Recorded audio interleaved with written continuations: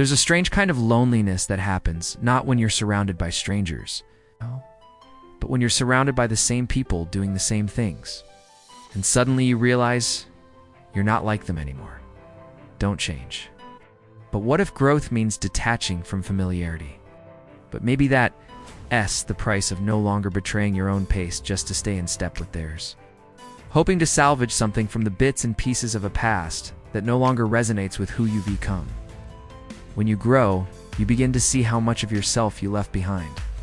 You're shedding layers to reveal the masterpiece beneath. So let them call you names. Let them whisper behind your back. Let them gossip and judge, because the new you is not for everyone. The new you is for you. It's for the person you're becoming, the one who deserves all the happiness you're chasing, the one who's ready to love and lose and love again, who's unafraid of being alone because they know their worth.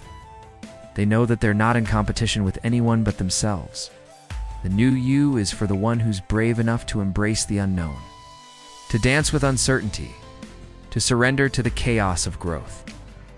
When you evolve, you start to understand that some chapters were never meant to be permanent.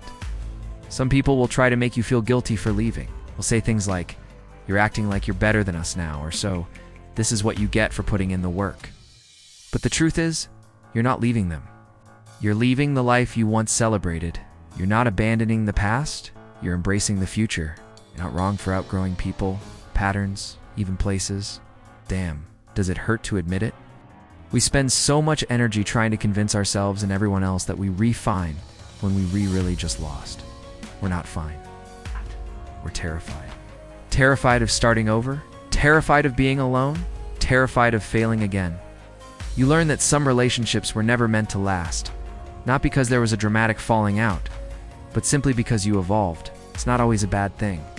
Sometimes it's just life happening, real life happening. People change jobs, cities, even countries. They get married, have kids, get divorced. Time, as they say, is a great equalizer. It levels everyone's playing field, forcing us to confront our mortality and the fleeting nature of time. What if the old comfort zones become cages disguised as loyalty? The hardest part about growth is grief. Grieving the version of yourself that fits so well into a past that no longer makes sense. The jokes don't land the same. The dreams don't align. The pace of life feels off. In the Filipino culture, we're taught to stick with our barkada forever. Don't forget where you came from. I miss my old self, the one who found solace in routine, in the mundane beauty of daily life.